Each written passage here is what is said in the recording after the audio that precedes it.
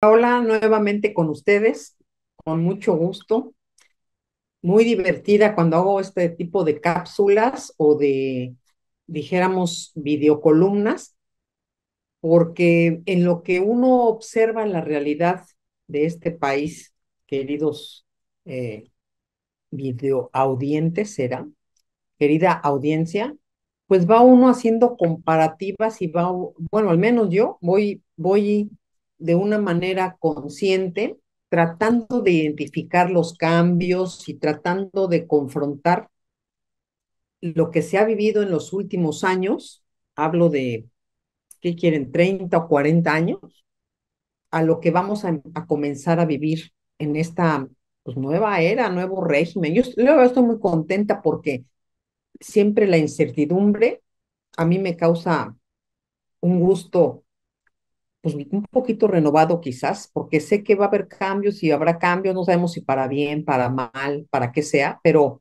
hoy por hoy pienso que van a ser positivos, porque acuérdense que no hay mal que dure 100 años, entonces no nos lo merecemos.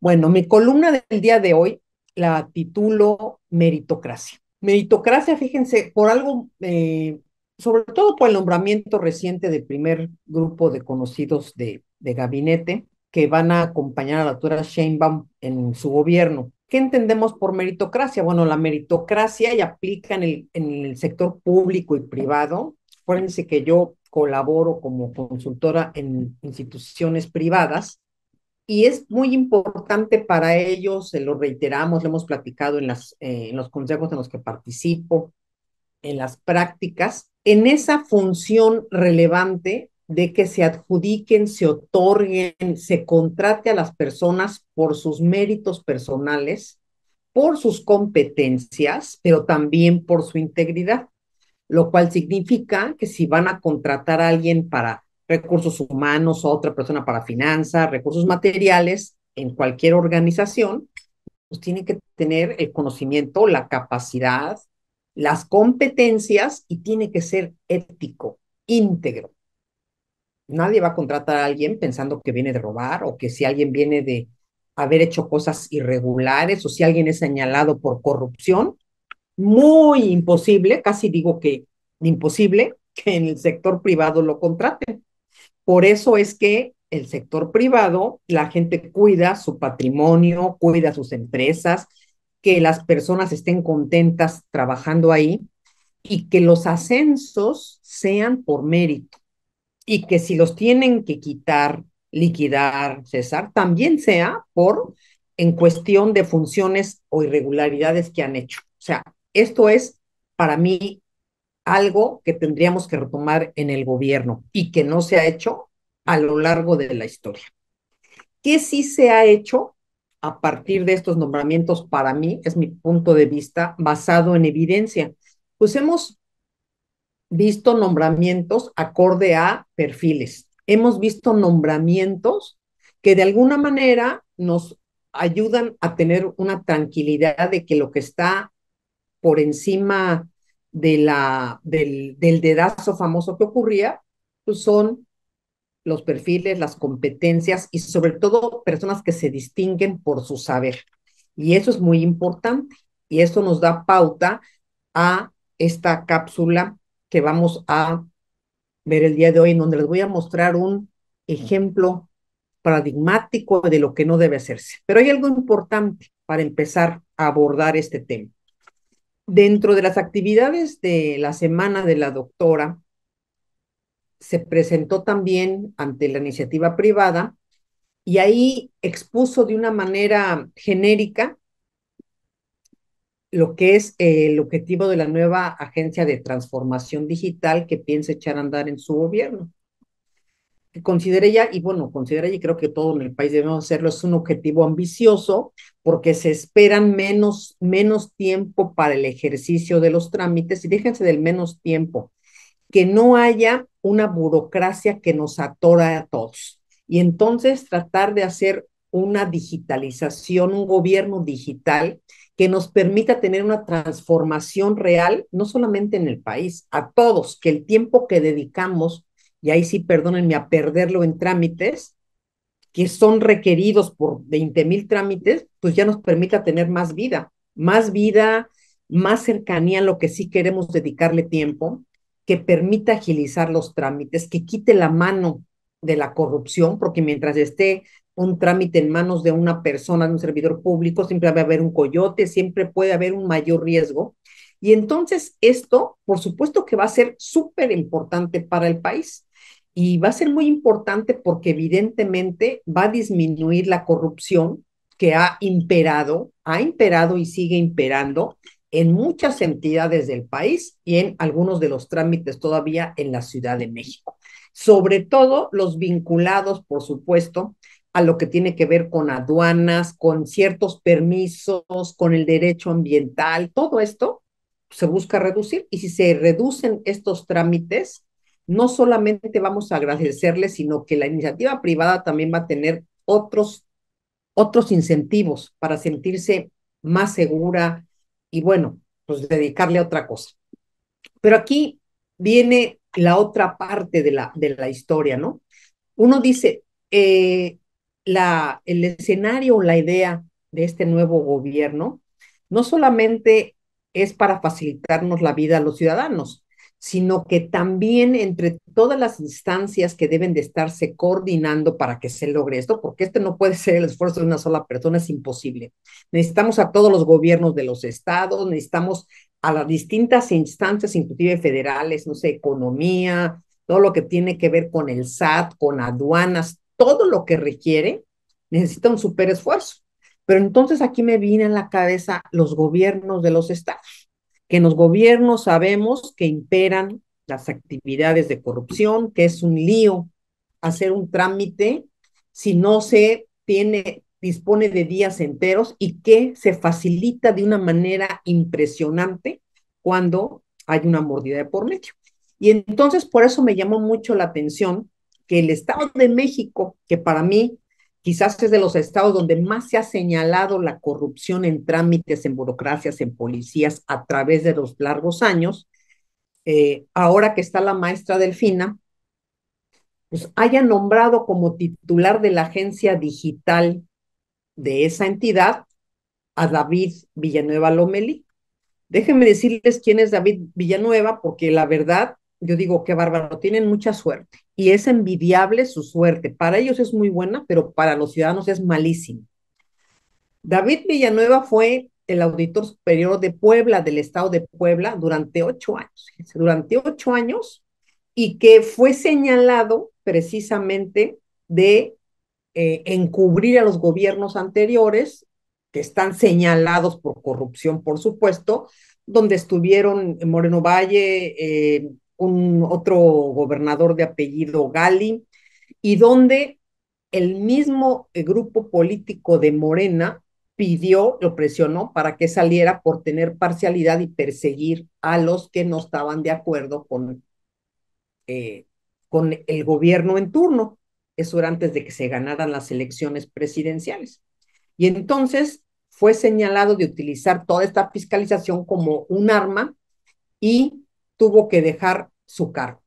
Pero no crean que dejó su cargo y le fue re mal, no, le fue muy bien porque caen parados. Este tipo de personajes, aliados a la más alta esfera de los aliados y señalados por corrupción, fue nombrado como titular de la Unidad de Evaluación y Control, fíjense, para la Auditoría Superior de la Federación del 2019 al 2023 y tomó posesión, no me acuerdo si fue en diciembre o en enero de 2019, creo que fue en enero de 2019.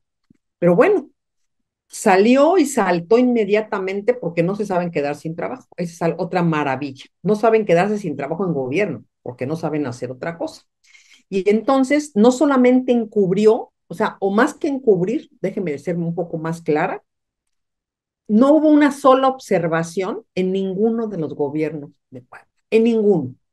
Y en algunas de las reuniones que tuve con el entonces gobernador Barbosa, dijo, mira, me dijo, las más altas estafas maestras por miles de millones se dieron aquí en Puebla con una institución fiscalizadora que fue omisa y cómplice, ¿no?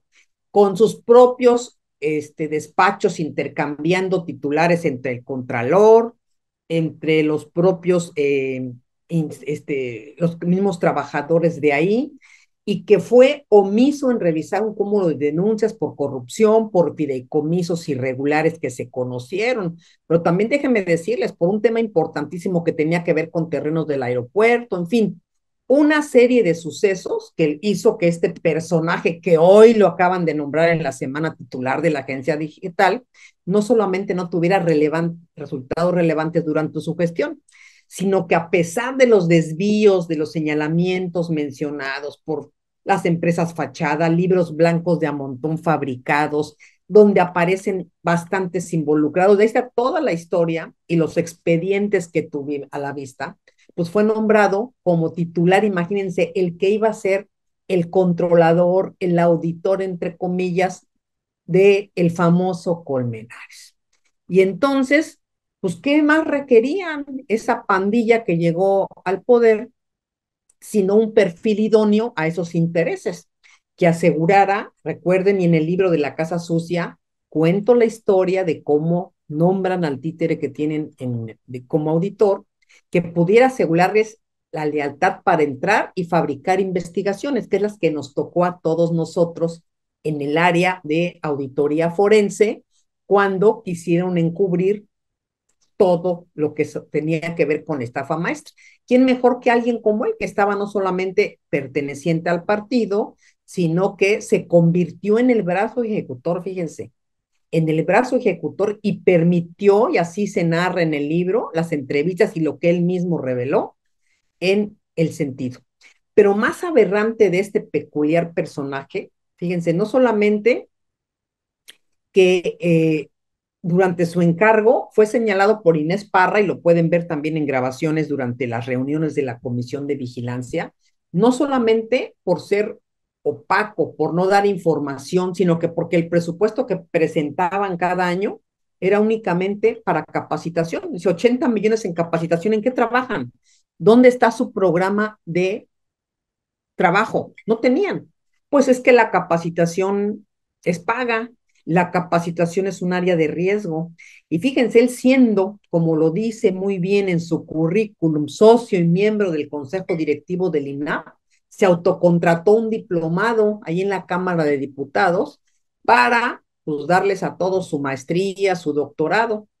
Y así decimos no solamente esta capacidad que tiene de transformarse y de estar en todos lados y todos hechos, sino que hay un cúmulo de acciones que dejó pendiente, que quizás muchos, que me llamó mucho la atención, que nadie de las organizaciones de sociedad civil levantaran la voz sobre esto, porque todos aquellos que lo buscaron en su momento para pedirle información sobre la auditoría, sobre las supuestas revisiones que tendría que hacer, para realizar investigaciones, para atender el cúmulo de denuncias presentadas por la pandilla, contra la pandilla, perdón, todas estas, no solamente no se atendieron, ni siquiera hacía un espacio para atender a la gente. Seguramente porque tiene una capacidad extraordinaria de trabajo, una capacidad, ahí por ejemplo lo podemos ver, yo creo que en esa reunión con el que cobra de auditor, a que el señor auditor acababa de salir en pijama de su suite. En esa época se denunció que había construido una suite, un departamento para vivir en la Auditoría Superior, porque pues, ya saben, ¿no? Pues la vida es dura, o sea, no quieren pagar ni renta, ni comer, ni gasolina. Jamás David Villanueva hizo una investigación sobre las denuncias, jamás hizo una investigación sobre el desempeño y la actuación que debía tener. Jamás hizo ningún caso para todas las denuncias que se presentaron, y que más allá de eso no solamente no las investigó la autoridad investigadora a su cargo, sino que él estaba sumamente ocupado porque tiene una capacidad extraordinaria para escribir. Yo no sé cómo le ajusta el tiempo para tanto, para mí es envidiable. Esta capacidad que tiene para escribir sobre coaching, liderazgo, ¿no? Acompañado de presentaciones de libros enormes, muchísimas, fíjense, presentaciones de libros que hace con a los que tenía que auditar, con esta maña de que se les olvida quiénes son, y en ese inconsciente se sientan con los que auditan. Pero lo que yo creo que sí le interesa y disfruta, seguramente es esto, porque tiene más, creo que son cerca de 300 podcasts que tienen su sitio y que ustedes pueden ver, coaching, pero fíjense, hablando de las emociones, hablando de libros, hablando de algo bien interesante, ¿no? De los valores y las reflexiones para mejorar su vida. Eso sí, a lo mejor nos podría platicar esos valores, cómo lo aplicó para atender las diversas denuncias, las demandas que se hacían en relación con relación a su encargo. Y donde en estos más de 11 libros, 300 videos, pues más bien, yo no sé por qué no los escriben cuando están desempleados, aparecen mágicamente cuando están en un cargo. Pero este todólogo que hoy fue nombrado en esa área, a mí me impresiona más y regreso a la meritocracia. Puede escribir del Mundial de Qatar, puede escribir sobre o hablar sobre la historia del cubo, puede dar una charla de tradición del Día de Muertos, una evaluación para mirarnos, liderazgo efectivo, procrastinación. O sea, es impresionante. Y también se premian entre ellos mismos, se otorgan premios, diplomados a través del INAP, ¿no? Pero aquí es donde decimos, bueno, ¿y su papel y su chamba? No, no les preocupa, porque esas chambas realmente las ocupan para servir a quien los colocan. Y entonces, más allá de que no tiene ni el mérito, ni los resultados, ni la condición, ni la solventación moral para estar en un cargo, más bien debería estar realmente, hay denuncias en su contra, también denuncias administrativas y del orden penal por encubrimiento, debería estar un poco preocupado en cómo se está presentando actualmente como un experto en estos temas. ¿Cómo se puede presentar? A lo mejor tendría que leer su propio libro, Abecedario del Liderazgo, conceptos claves para ejercerlo. Fíjense, yo quisiera más bien pedirle cuentas sobre sus omisiones y acciones irregulares que tuvo. Mientras, por una parte, vemos un gabinete de orden federal que se está construyendo con base en mérito hasta el día de hoy, vemos la otra parte como en el Estado de México, que es un símbolo de la corrupción que ha imperado, vuelven a colocarlo. Y este personaje que se creó, estudió, creció, tiene como 10,000 actividades en Puebla, ¿qué hace en el Estado de México? ¿Por qué no está en Puebla? Bueno, simple y sencillamente tendríamos que entender que algo pasa, pero algo revelador es cómo hoy aparece fabricándose, fíjense, fabricándose como un experto en estas actividades. ¿De dónde y sale hoy como un experto en innovación gubernamental? Perdónenme, experto en innovación gubernamental, ¿de dónde salió? No tuvo resultados ni como fiscalizador y sabemos las razones por las que está. Yo lo lamento mucho por el buen Pepe Merino, que esperamos muchos que sea el nombrado en esa agencia de digitalización, o quien decida la doctora tener que lidiar con esto, porque fíjense la otra parte que se planteó en el programa anticorrupción que presentamos. La coordinación, si queremos realmente un programa moderno en el país, del área que sea anticorrupción, modernización, pues tienen que haber expertos en todo el país de la misma que tengan el corazón puesto en lo mismo, que tengan la estructura, la calidad moral y las ganas de hacerlo, no de estar contratando despachos a modo para hacerlo, pero sobre todo que sean expertos en eso. Como alguien que nunca en su vida, en su historia, ha trabajado de esto, tiene las agallas de querer ese nombramiento, de aceptarlo, pues porque seguramente ahí ve algún futuro, algún beneficio, pues más que bien personal, porque no he visto que haya un beneficio para el país. Jamás en algún trabajo que ha realizado ha habido un beneficio. Y esa es una violencia simbólica para todos nosotros los, los ciudadanos. Yo digo que es una violencia simbólica por varias razones. Lo primero es que es alguien que ni siquiera tiene la capacidad, no tiene la competencia y tampoco tiene resultados. Y la ética que ha demostrado no es precisamente la ética apropiada. No hay una ética pública en la cual su historia profesional haya dejado resultados. Ahí tiene el caso, por ejemplo, de la investigación sobre las denuncias que se presentaron y donde el supuesto investigador más bien lo liquidaron porque son cuates, entran a trabajar y al rato se liquidan y vemos una liquidación de casi $500,000 para alguien que no hizo nada e intentó cerrar investigaciones porque siguen abiertas en amparos, quiero que lo sepan. Fíjense, han transcurrido 7 años y siguen las denuncias sin atenderse. La verdad, sí es vergonzoso que esta persona que hoy es el titular de la Agencia Digital en el Estado de México, lo que sí tiene es opacidad, de lo que sí es, podemos señalarlo, es por ocultamiento. Jamás dijo una sola palabra sobre el ocultamiento que hizo la Auditoría Superior en los informes, sobre el año en que no presentó la Auditoría Superior en 2020 su cuenta pública, primera vez en la historia, pero también en su desafortunado nombramiento va amarrada su incapacidad profesional. Entonces, aquellos que quieran enterarse más de por qué es relevante la meritocracia, pues pueden leerlo con toda la evidencia que está documentada.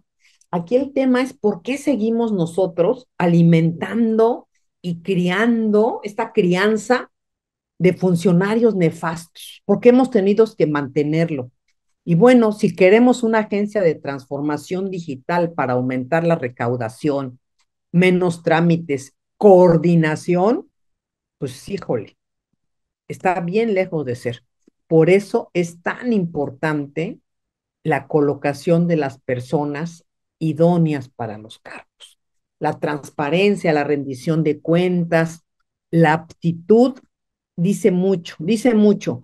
Y aquí hay algo también muy trascendente que a mí me llama la atención, que no había en Edomex jóvenes con talento para ser nombrados, cuadros conocedores de esto. De veras, cuando yo escucho en muchas de las áreas, sobre todo en las entidades, oiga, pero es que necesitamos una palanca para entrar. Yo quisiera que no fuera así, que entraran por méritos. Hay tantas universidades que hay con gente creativa, joven, decente, ética y que tienen muchas ganas de hacer las cosas. Y entonces retomo lo que dije en la videocolumna pasada. La muerte social se la merecen muchos, se la merecen, porque lidiar con estos oportunistas y fatuos disfrazados de un lado a otro, imagínense, ¿no? Y entonces nomás vean ahora su nueva figura, porque así son. Y entonces yo digo, pero si es tan maravilloso, ¿por qué no se contrató en Puebla? Yo espero que todas las entidades puedan introyectar el mensaje de este nuevo gobierno que viene, que es un cambio de régimen absoluto, donde ya no se quieren personas por dedazo ni por recomendaciones, sino personas que sean aptas, que sean éticas, eficientes, y hay que darles cabida y hay que desechar todos estos que nos venimos arrastrando. Unidos contra el fraude y la corrupción, algún día nos vamos a deshacer de todos ellos y se tendrán que ir pues, a dar clases de coaching, a ver quién los contrata. Muy buen día a todos.